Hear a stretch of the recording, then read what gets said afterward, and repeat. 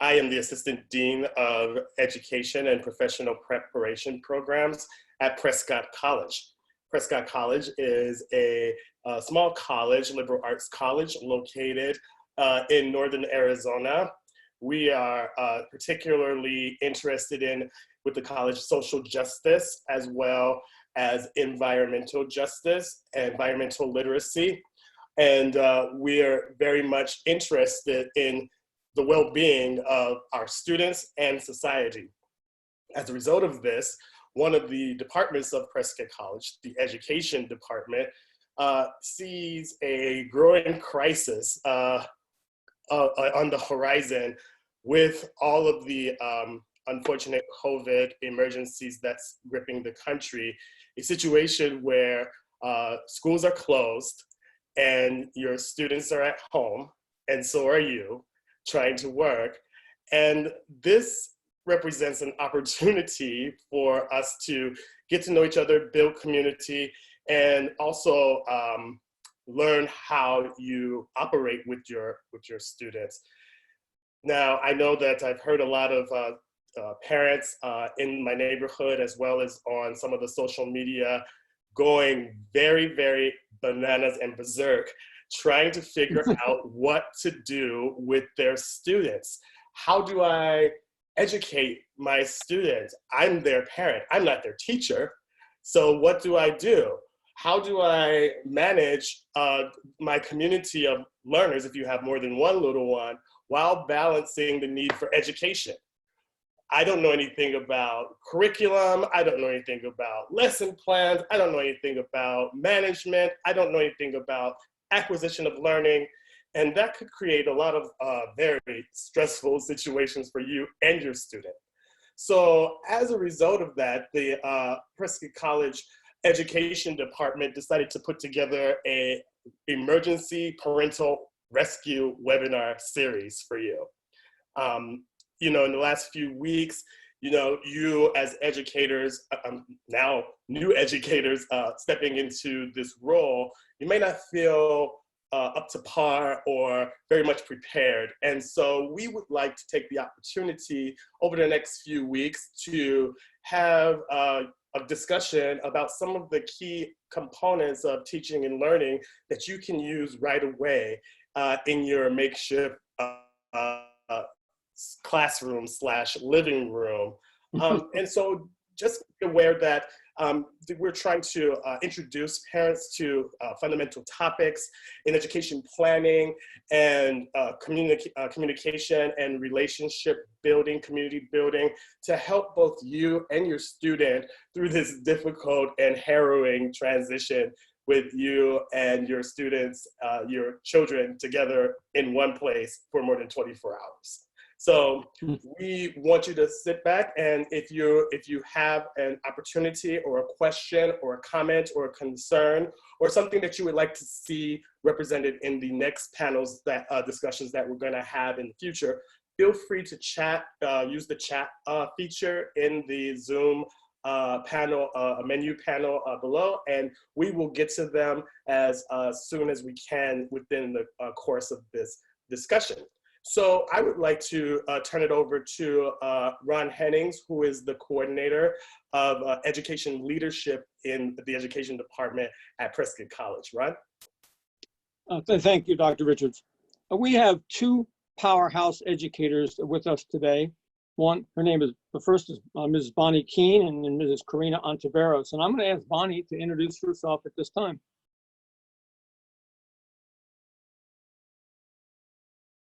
Needed to unmute myself real quick. So my name is Bahne. I am a mother of 6 children. The youngest is 2, the oldest is 19. I'm also the head of a small independent K-8 school here in Tucson. I don't know what else to say as far as introduction. I'm really honored to be here today and navigating this as an educator, as an administrator, and also as a parent. I'm working today from my garage art studio because it's the only quiet place in the house. Our swing collapsed the minute the call started. So my partner and I are navigating these new waters together, working from home, educating from home, and trying to support our families. And I'm happy to be here today. And Corina? Bahne is the head of the school at the IDEA School in Tucson, an innovative, creative school. And next will be Mrs. Corina Ontiveros. Corina is a master teacher in the Department of Culturally Responsive Pedagogy at Tucson Unified School District. I too am really honored to be here with all of you. It's been a journey for all of us as we make that transition, and I'm very much like Bahne and the others. I have children at home. Had to bring my eldest from the East Coast to get back home to Tucson, and she's doing her online learning, you know, in our site, in our place here, and then got a junior at Tucson High School and a 5th grader at Davis Bilingual Magnet School, all in TUSD. And so, yes, the last few years I've been working with the Culturally Responsive Pedagogy and Instruction Department, and so it's just an honor to be able to be here and to share and to brainstorm and to kind of touch base with others, because we're all in this, you know, we're all going through this new reality. Thank you. Altogether, we possess about 100 years experience in education. So hopefully we can answer your questions and be of help to you as you serve as teachers in your home. I'm going to tell you that we entitled this series Parental Emergency Rescue, because I have a daughter who's now trying to educate my grandsons at home. And she says it is every day a challenge. It's a whole new way of operating in the home, and the children are challenged as well. The first thing I want to do is introduce the idea of mentoring your child's academic expectations. You as a parent have the ultimate say in how your child's education will proceed during these months when there's no formal schooling going on at the schoolhouse. So I want to empower you to monitor that work and determine if it's appropriate for your child, if your child is enjoying and progressing well in the work, and to also feel as though you have the right to push back on expectations if they're putting too much of a burden, an academic or emotional burden on your child. So feel free to do that. Contact your teacher and say, I think we're going to do a little less today in math and a little less today in any other subject. One way of reducing that load on your child is just reduce the quantity. Rather than doing 20 math problems, maybe your child will do 10 today. Just keep in touch with the teacher and explain to her or him why you are doing what you're doing. And that, to some degree, the teachers are responding to administrative concerns or pressures for high academic work at the house. And we want to keep this in a relatively enjoyable experience for the child. They're already under a lot of stress due to the COVID-19 trauma that's besetting us all. And they pick up on all that. They know. My little 8-year-old grandson talked to me about that. He was worried about everybody, you know, outside his house and inside his house as well. Any other thoughts on that empowerment and the monitoring of academic work at the house, ladies? Centae? I would like to say that as, you know, watching my staff roll out their lessons, one thing everyone has asked me is, are parents checking in with you? What have you heard from parents? And so during this time, as your educators are rolling out plans for you to use at home, they are looking for feedback. They are looking for check-in. You know, they want to know just as much as you do if their plans are translating well to the home. And so I think, you know, even if you weren't used to checking in with your child's teacher on a regular basis, now is the perfect opportunity to do so. I think the teachers need that feedback to know if what they're having the children be involved in is going well, or responding well to it. I also think that nobody knows our children better than we do. We are their first teachers. So in a sense, we can really give ourselves permission to return to that role that is as the first teacher of our children, and to be able then to come really as a colleague then now to the people who can give us the support. Yes, it's That's also important to recognize that, as parents, it's okay to be happy and cool in the skin that you're in, meaning that if you're not a master teacher, I mean, unless you have a teaching degree, it's okay not to know everything about the teaching profession.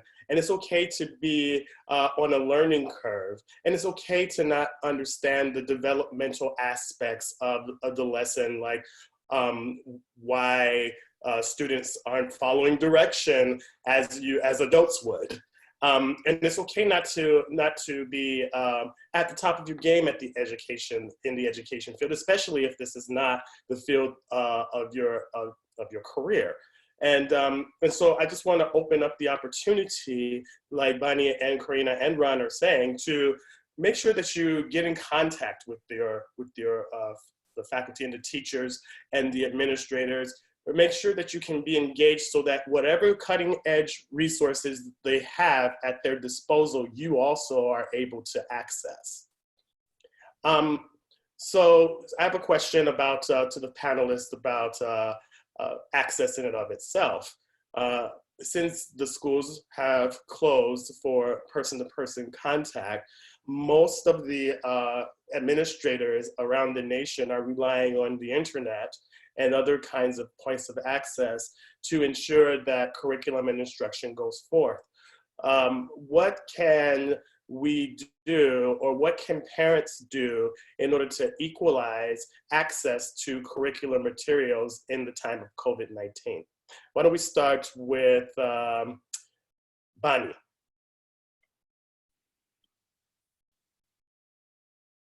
I would hope that that schools are doing a good job in informing parents of the utilities and the discounts and the resources that are available in their community. Depending on where you're tuning in from, that might look different. Rural areas as opposed to urban areas have different rollouts of utilities at this point. But again, I would really just recommend and encourage each of you to see this opportunity as one in which you really become the advocate for your child and the advocate for your family's needs. And so again, each district should have a hotline or postings on their websites where you can go and find the resources that you need to make this time successful. And none of us don't know what we don't know. And so this is a great time to really be asking those questions. How do I get access to the internet? How do I get a computer? And if those things are not available in your area, you know best what your family may need at this point, what your child might need at this point. And so I know districts here in Tucson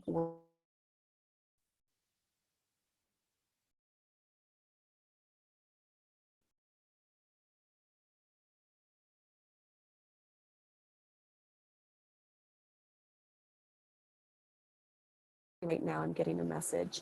And so I'm going to put myself on mute and maybe let Corina or Ron chime in.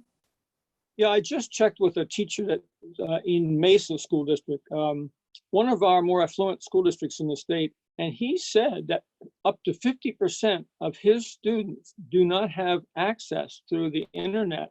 Either they don't have internet service at the house, or they don't have a computer or an iPhone or a Chromebook at the house.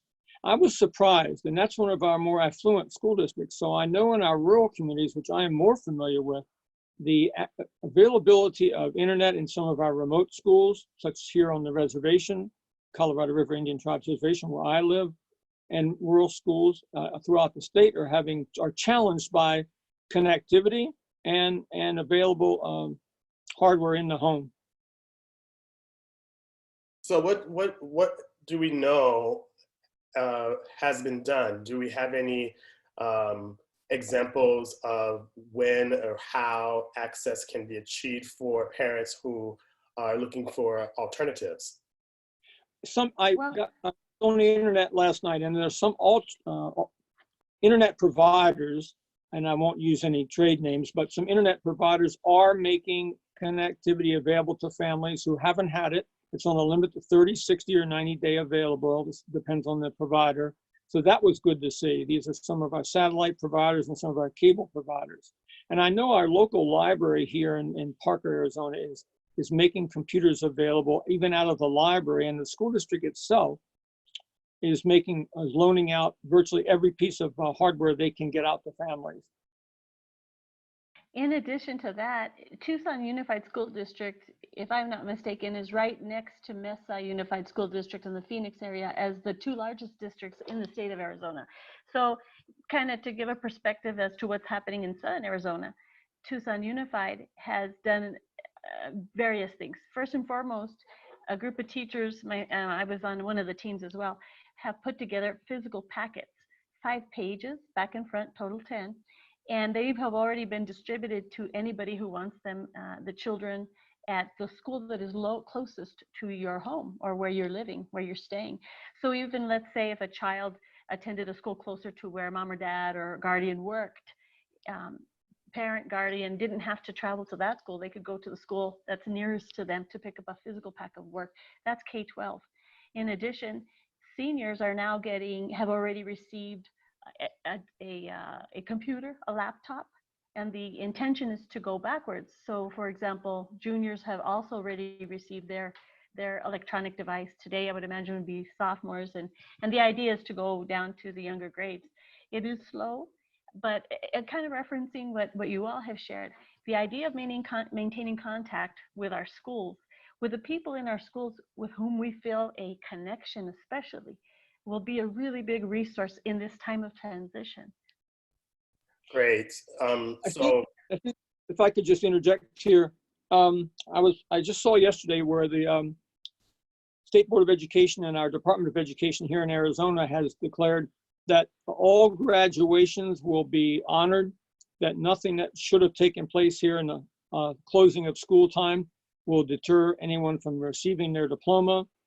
I'm hoping that this will be the cue to all districts here in our state, maybe across the nation. I'm sure other states are doing the same, that no child would be retained in grade due to something that should have happened during these last 3 months of school, so that the parents aren't burdened with this worry and the students aren't burdened with this worry. And I want us to keep this all in perspective. I did a little math last night, not my strongest subject, but I got the calculator out, and we will have these students for a total of 13 years. We'll have had or will have for 13 years. These 3 months constitute 3% of the students' total educational time in our schools. That means we will have had them, or we'll have them 97% of what we would normally expect.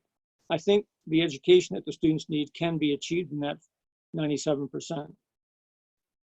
So some takeaways here, you may want to check out to see if your school district has any packets available. You want to also connect with the educator that you trust in the school district for a couple of reasons. One, to see whether or not there's an opportunity to check out any hardware material that you can have on loan if you need a computer. It looks like the school districts are being very generous with that. You may also want to check some of the internet service providers for offers, free offers for free internet for a limited time so you can get connected. Okay, so speaking of connected, we should really talk about, sense of community. How can you have a sense of community if your child is driving you crazy? How can you have a sense of community when you feel inadequate about teaching what the topic is that the teacher has prescribed for a particular day? How do you maintain that sense of community throughout this crisis and beyond?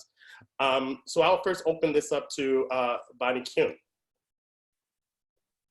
So I want to reinforce right now that everything I've heard, feedback from parents and staff and parents in my social circles, this may be the one time I know in my history that we are all thrown into the same strange, uncharted waters, with very, very few resources to keep us afloat. And so I think, you know, in building the sense of community, I see an opportunity here, and I look for the opportunities in these types of moments.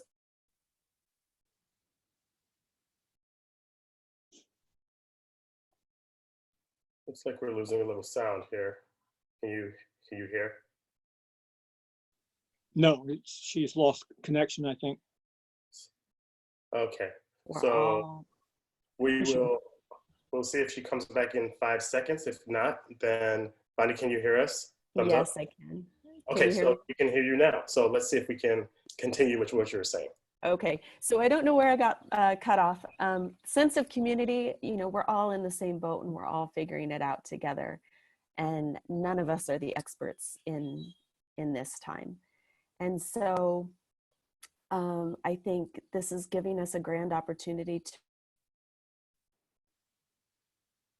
Oh no, the grand opportunity. That seems to be the cutoff point. The grand opportunity we missed. So Bonnie, if you can type in what that grand opportunity is, we'll move over to Corina. What kind of senses of community do you think parents can build? You know, I think building on that sense of curiosity that we all share about life, about what's going on. And so creating community at home in these spaces where we're very limited to outside influences or the people we love or our friends or the reality beyond the box that could be TV and all of that, to step outside and say with community, with our sisters, our brothers, our children, we go outside and reconnect in terms of conversation and being able to be observers in the space that we're in, I think can be a starting point during these challenging times. I think parents would benefit and would find helpful just networking with family members, networking with friends, and saying, how are you doing? How's it going over there for you? And what's going well for you? And then share with what's working well with you. But we're all in this together, as you say, and we're not, no one is truly an expert in this new experience that all the families are going through. So I've been, just so that I don't go cabin fever, I walked down to my neighbor's house, and of course I didn't go in. I stayed back at the driveway, and he saw me out there, and we had a nice 20-minute visit from 20 feet away.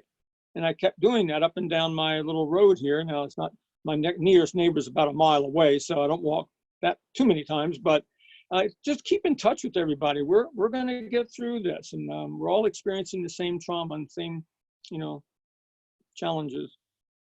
Yes, so to recap some of these things that how you build a sense of community. Number one, you can still go outside.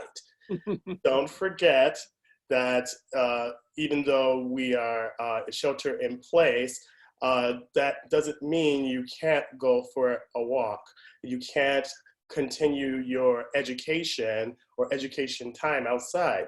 Make sure that in order to build a sense of community that you're actually setting aside dedicated time for education. And also, like was just said, that you use the network of people who are well-versed in certain topics of expertise. And so if a cousin is an engineer, perhaps there can be some tutoring services for mathematics for free, and while you're building up some time in order to establish and build up those senses of community that starts with the family. So look around for the areas of expertise in your family, and especially when it relates to history. Grandma would be able to tell a whole lot about history from the certain kinds of war perspectives, from her perspectives. And it's important that that you use those family members. Think very hard about and carefully about who is the expert in a certain area of expertise, so that you can do a double whammy while getting some academic material and building relationships with family members.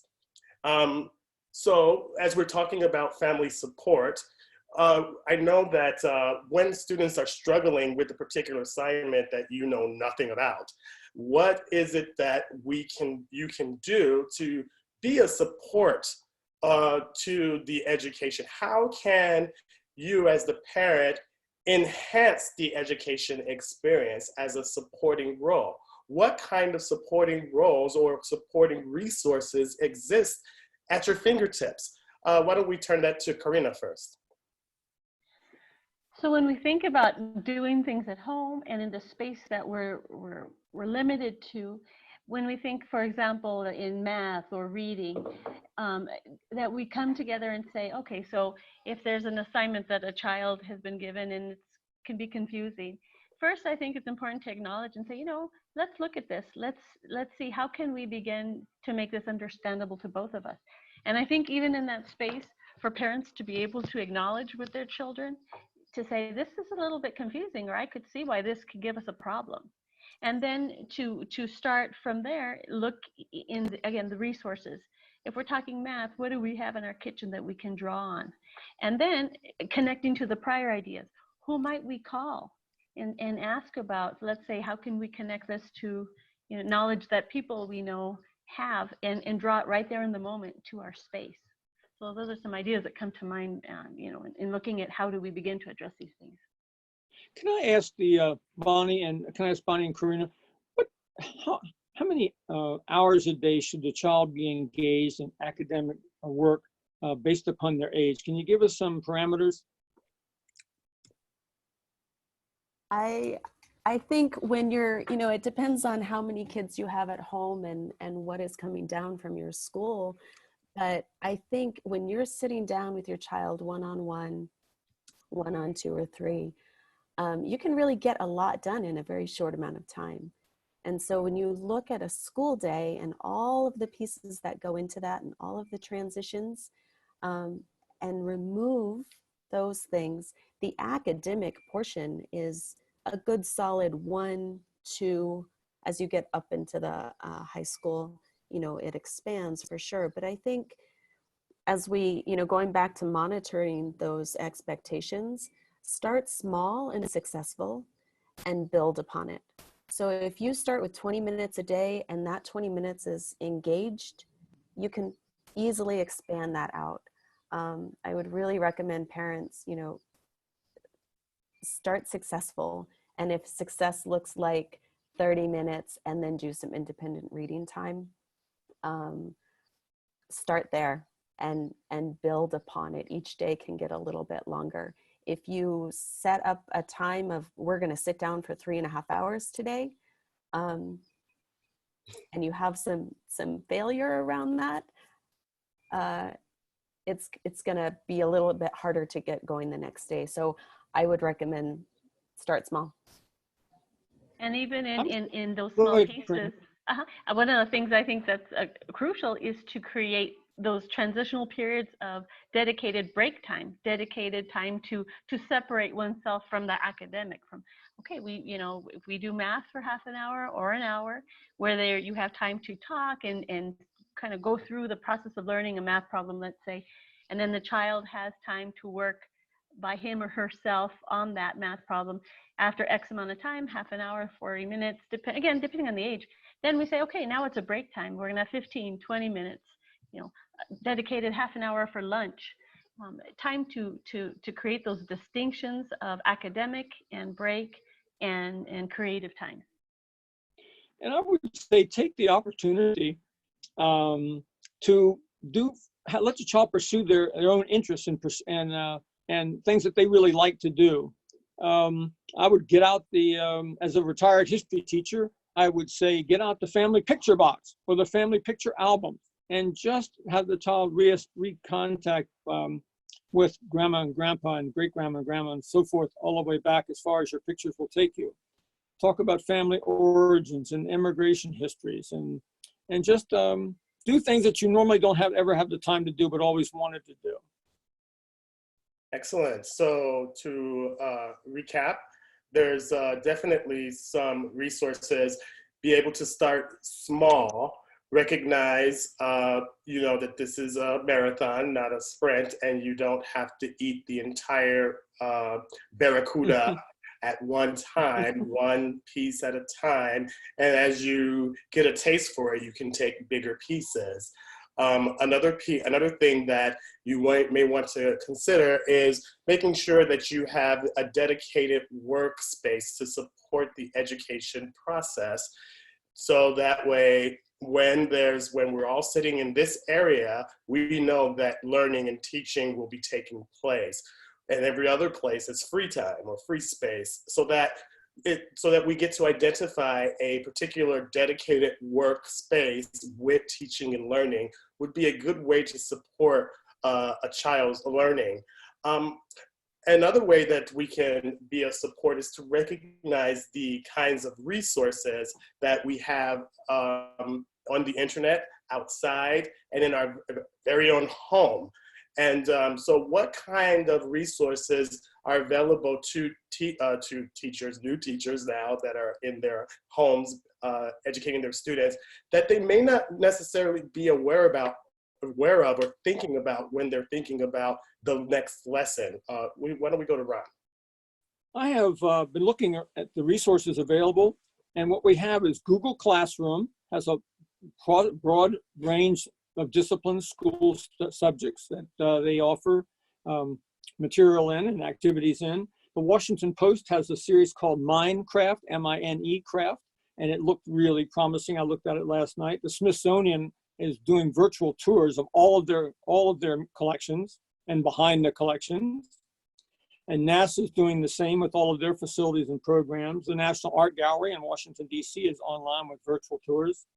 Scholastic Magazine has got a new series out called Learn at Home, and another series called How to Homeschool During COVID-19.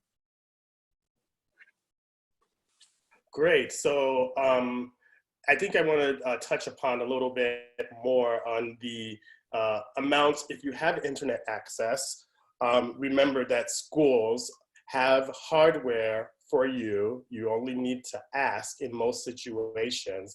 And also, internet service providers for education purposes are offering free internet packages for this purpose. That being said, it's important that you take advantage of the cultural gems of the world that are currently free to everyone. The Louvre is free. The Archaeology and Anthropological Museum in Mexico City is a wonder to behold. It takes days and days to get through that museum, and it's free. All of our cultural art, the Met, the opera at the Met is free. All of these places that normally have no internet connection or no guided tours or no educational services via the internet, all in a sudden have these available at no cost to the parent. So the outings that you can take is unprecedented in the time of COVID. If you know where to look and know how to incorporate those cultural experiences into the curriculum or into the learning experiences. Corina? I was going to say, what a beautiful opportunity to sit together, and that is academic time, to talk about, going into the Louvre, going into the museums in Mexico City, anywhere, and to go step by step with your child, with your loved one, is just an amazing opportunity to engage in the critical thoughts about who were these people, what are these artifacts that we're seeing, what's something that we have in our own community that we're reminded of when we look at these places. It's a beautiful opportunity to look at the human connection we have now on a global scale. I'd like to just piggyback on that too. A lot of the national parks are also offering virtual tours of outside spaces, which is pretty exciting. And I want to also answer, the question as far as the resources that we have at our home. If you have a yard, this is a beautiful time to explore it. Taking walks through the neighborhood and just seeing for the first time what's in bloom, noticing the birds are going crazy in our yard recently. Even without keeping our feeders full, we have birds all the time. And the kitchen is a wealth of academic bandwidth. The garage, engaging your children, if you're working from home, engaging your children in what it is that you do all day. You know, I think as we're navigating these relationships, learning about our children as students, they can also learn about what we do all day. You know, we're getting a glimpse into their world. They can have a glimpse into our world. I think that when you start looking around for how do I keep my child occupied all day long, you know, cleaning out the game closet or making cards, writing letters, there's a wealth of resources, I think, right in your own home. Yeah. And You know, Bahne, a few days ago we were talking and you said we have, that this crisis has given us the gift of time with our children, the gift of time. And I've just thought about that and how we can take advantage of that time that we didn't have with our children and way things were before all of this. And Yeah. even the chance to be able to ask, to engage in those discussions, those open-ended questions of why, and to give our kids the chance to verbalize. I had a conversation not too long ago with a teacher who I just esteem so much. She's really great. And one of the insights that she gave me that I share now is that until we can verbalize or begin to openly talk, to verbalize, to say with words what we're thinking about, it's hard to make that transition into anything else, into writing down what we think about, or to be able to explain it, you know, in an essay, all those things that we consider to be very academic. So to be able to engage in this time, in this space where we can just talk about why, and why do you think, and what about this, and oh, that's interesting. That's it's a real gift, I think, for right now. I agree. You know, the idea of having your child journal their experiences through all this, have them write down a few paragraph or so, a few sentences about what they're feeling and what they're thinking, because we don't really know how this is affecting our children. I'm very concerned about their emotional well-being. I don't want this to be a PTSD source for years to come. My father was 13 during the 1918 pan epidemic, and I know he was affected by that the rest of his life because he would rarely ever talk about it. And when he was asked about it, it would be a very limited. He lost his grandmother in his household. So we know these things have long-term effects, and we want to minimize that. Yes, we will be definitely discussing some of the social emotional effects that parents should be looking out for in some of our panel discussions to come in the upcoming weeks. We're going to continue on with thinking about how to maintain a level of consistency with your lessons or with your education experiences.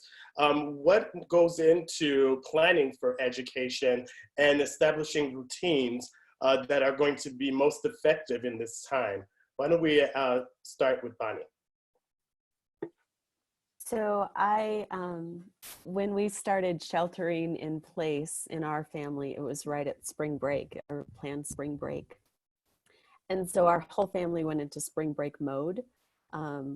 We had more screen time available. We slept in, we stayed up late. All of our routines were shifted. And then once that spring break week ended, we kind of had a wake up call and said, oh, we need to figure out what this next couple of weeks is really going to look like for our family. And so I think as you are taking on new roles of educator on top of, you know, maintaining your work schedules, whatever your family dynamics have changed, you know, whatever that looks like in your family, it's really important for, I think, your sanity as parents, but also for the protection of our children. Our children thrive on knowing what they can expect. even when there are unexpected variables at place. And so keeping things like bedtime the same, even if you're not going out, get up, take a shower, maintain those routines that you would on a normal basis. And then as you're building in your education time, it's to reiterate what Dr. Richards said earlier, having that dedicated space in your home, but also the dedicated time will really show you and your child that, this is important. It's important that we sit down every day. I'm dedicating my time for this, for you. We have this dedicated space, and whatever that looks like in your home will be different than your neighbor, or it'll be different than what we might suggest. But those routines really are important in just showing your child that there's consistency. They know what they can count on. They know that despite whatever you might be dealing with in your personal life, you can offer that stability for them. And routine is one of the easiest ways to do that, just to offer that calm. So I'm hearing dedicated space, dedicated time. I know my daughter sent me a video yesterday. It was my 8-year-old grandson, and they've made a learning tent, a little school tent that's just his. And so my daughter peeked into the tent, and he's in there with his little puppy talking to his teacher online. His little world. Yeah, so it's important also that you plan. It's and not from one day to the next, but from 1 week to the next if you can. So look into the what's coming up next week in the curriculum. If you don't have any standards from your school available, just remember that each state has a Department of Education, and that Department of Education within their website will always have the educational expectations per grade and oftentimes per subject area. So you can peruse that list and put together according to the grade level, just say you have a bunch of 9th graders, a 2-week anticipated lesson sequence that you cooked up yourself. And you should start slow, start with what you know, and then move to more advanced topics. And then you may find that you have a situation where both you and your students will be learning concurrently. And also your students may find that they have something to teach you as well. So, and you should allow them to do that. And the key is to, make sure that the routines are known to the students, make sure that they know what's coming up next week, and also communicate that in a way that brings up anticipation and excitement to the best degree possible. If that means, oh, we're going to the Louvre, we're going to look at color theory, we're going to the Louvre next Thursday. That kind of sets it up for a little bit of anticipation and excitement for that lesson, especially if you precursor it with some hype around the Louvre and why is the Louvre so important. So these are some ways that you can organize yourself and set anticipation and expectation for your students. I think it's important for the parents to know that if their student is a student who's receiving special education services, that these services can continue. Even occupational therapy and physical therapy can continue via the internet. Even for the hearing impaired, this can continue. And then if your child is an ELL student, those services will continue as well. Mm-hmm. If you have an IEP, which is an individual education plan, those laws have not been suspended. So it's important that you work with your school district to determine what is available in terms of education resources for your students. And the law remedies for English language learners are also still in play, and in effect, there are a lot of resources available that school districts have, you as the parent can request some of these resources, and either if you have internet access, you can retrieve them from there, or I understand that there's some packets available in some school districts. Isn't that right, Corina? I think that was you that was saying so. Yes. Yes, there's a lot of products, like paper products that districts will provide. And if in the case of people who haven't maybe heard from their teachers, certainly reach out to the districts, because chances are there's something that even can be delivered to them, or they can go to their local school, even if it's not their children's school. Remember, virtually all schools in Arizona are continuing to provide meals, the same meals that they would have provided had school been in session. They're using grab and go meal access, which is really important, because the necessity of providing both breakfast and lunch that students used to get from school is now being carried on by the burden of the families, and this is adding a financial burden to many of our less fortunate families. Mm-hmm. So excellent. So we were hearing that there's lots of opportunity to grab some resources, including hardware and software for the internet. And some school districts do have paper packets that you can grab as well.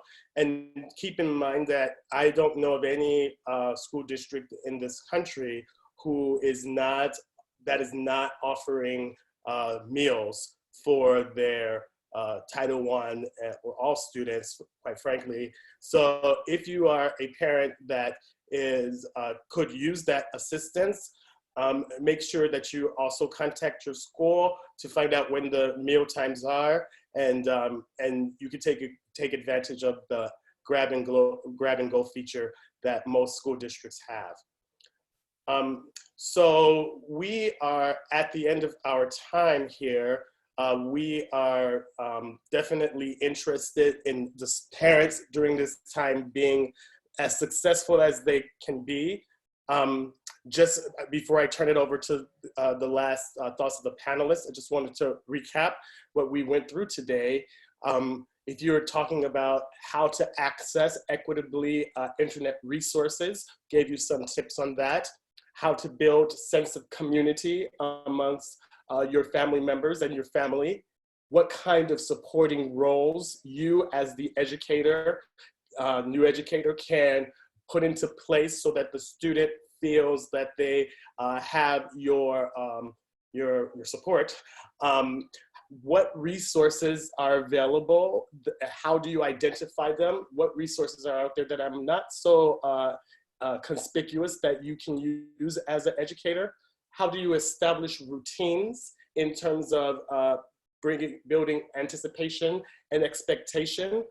What kind of expectations you should have as an educator when you are setting forth an education plan for your students, and how to access special needs for English language learners and special education students.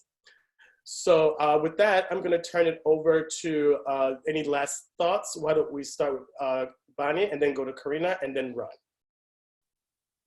I just want to end by saying, if there is a question about anything, if there's a need that your family is facing, whether it be academic or not, please do reach out to your school communities. They are a powerhouse of dedicated people who are working and really looking for opportunities to meet your family and your child. So please ask for help. Ask questions when you have them. Make those phone calls before you feel overwhelmed. There's somebody at your school who will be eager and very happy to take that call and help you find the answers that you need. One of the things that occurs to me too, I think, is to use our students, use our children, and ask them in the sense of, what do you do at school? To the best of our ability to maybe replicate the routine of the day If the children start with math first thing at school, then maybe that's what we do at home. If the children have, you know, a routine as to going to the bathroom between study times or during a study time, that we build that in as well. That we ask the kids to inform us and share with us what happens in their school day when we're not with them, so that again, we can kind of create something similar that might, you know, even on a subconscious level, give them some comfort and be recognizable, even if it's in our home space. So many excellent suggestions and advice. I just want to take this opportunity to mention that during the next 4 weeks, every Thursday at 11 o'clock Arizona Rocky Mountain time, April 9th, we're going to be discussing and have a conversation on lesson planning and lesson fidelity. We have an excellent panel assembled. Corina's coming back, others are coming back. April 16th is lesson execution and assessment of learning to determine if the students are learning what in fact they need to learn, and all the topics we probably addressed also today. And then April 23rd, reflective practices from fun to meltdown, and all the social emotional needs of our students and children and ourselves. And April 30th, again, social emotional and behavioral health, the risks and resources that are available, that are confronting families and available to families, and another excellent panel assembled for that session. Thank you. And so today is April 2nd, 2020, and if you see this video at another time or a later date, and you do have questions or concerns, feel free to email the education department at education@prescott.edu. That's education@prescott.edu. And one of the faculty members in education will be more than ecstatic to get in touch with you and answer any questions or concerns or comments that you may have about any of this material that was covered in this session.